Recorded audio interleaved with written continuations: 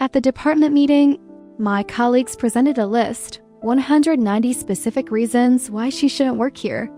They spent 2 hours reading every single one. When they finished, I stood up and said, "Thank you for the feedback." Then I made a phone call. I'm ready to accept the position. Yes, the $250,000 signing bonus is fine. Their mouths dropped. Welcome to Cheat Sheet Tailies, where loyalty dies, lies bleed out, and the truth hits like a slap to the face. These aren't just stories. They're confessions soaked in betrayal and regret. Ever spotted a red flag when it was already too late? Say it in the comments. Let's tear into today's tale. My name is Blair Ellison, and I want you to imagine sitting in a beige conference room while 23 people you trusted tear apart every piece of who you are for 2 straight hours.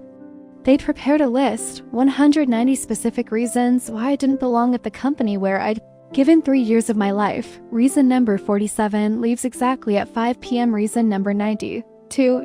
Never asks for help. Reason number 156. Brings lunch from home instead of ordering with the team. Reason number 190. Makes weird humming sounds during lunch. I sat there listening to my project manager, Iris, read each item with the enthusiasm of someone announcing lottery numbers. My direct supervisor, Seton, nodded along like he was conducting an orchestra of destruction. 21 other faces stared at me, waiting for me to break down, make excuses, or storm out, but here's what they didn't know. 3 days earlier, I'd received the most important phone call of my career, and as Iris finished reading the last reason on their list, I stood up, smoothed my navy dress, and said 5 words that changed everything. Thank you for the feedback. Then I pulled out my phone and dialed a number I'd memorized. Hello.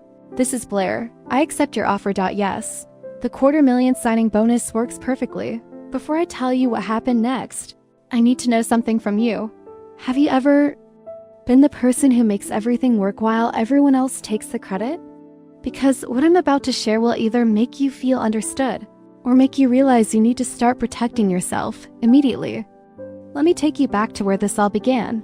3 years ago, few years ago, I started working at Lexford Advisory. Wait, that's not the real name. I can't use the real name, because what happened next involves some serious legal territory. Let's call it Emerald Consulting. I was hired as a junior analyst, which basically meant I was supposed to do research and make pretty charts for senior people to present to clients.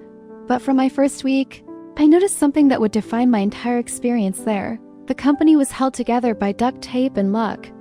Their biggest client, a manufacturing company worth millions, was threatening to leave because their quarterly reports were always late and full of errors. I watched Sutton scramble for days trying to fix the mess.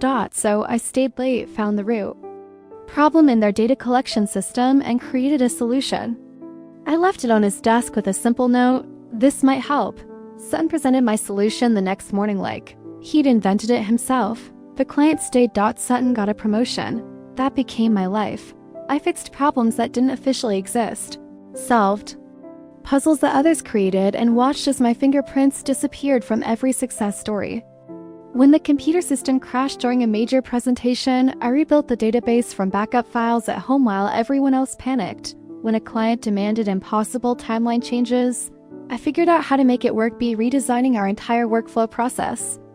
But I made one critical mistake. I never demanded credit. I never played politics.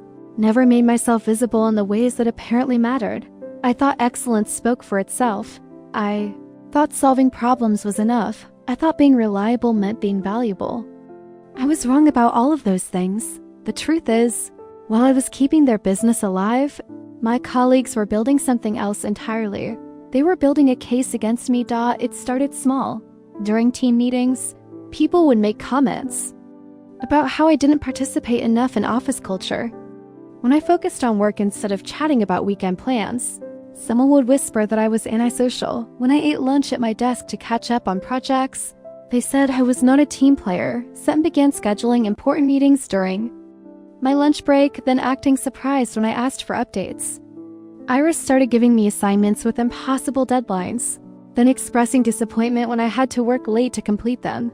A new hire named Zane made jokes about how I probably lived at the office because I was always the first one there and often the last to leave. But the real turning point came 6 months ago. I was working on the annual strategy report for our biggest client when my phone rang.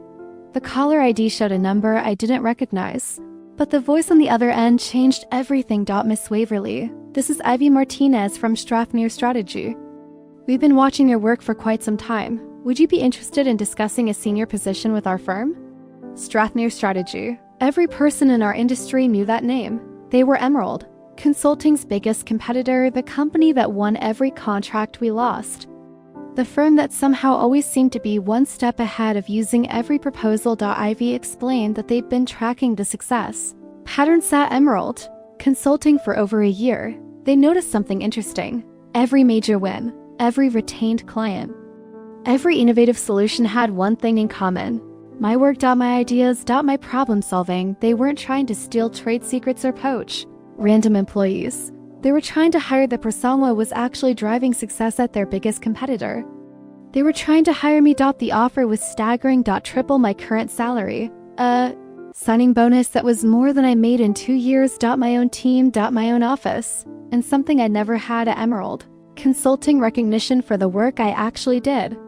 I told Ivy I needed time to think about it. I wasn't ready to abandon the company where I'd invested so much of myself. Loyalty meant something to me.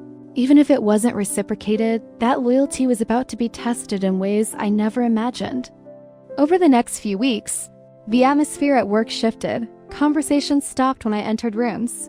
People started excluding me from lunch. Plans they'd never invited me to anyway, but now they made sure I knew about it. Iris began assigning me tasks that seemed designed to set me up for failure. Then Sutton called me into his office for what he said was a routine performance discussion. He sat behind his desk with a legal pad covered in note sand, told me that several team members had expressed concerns about my fit with company culture. What specific concerns? I asked. He flipped through his notes like he was reading a script. Well, you don't seem to engage with your colleagues on a personal level. You don't participate in team building activities. Some people feel like you think you're better than everyone else. I complete every assignment ahead of deadline. I've helped solve problems that saved us 3 major clients. I work more hours than anyone else in this department.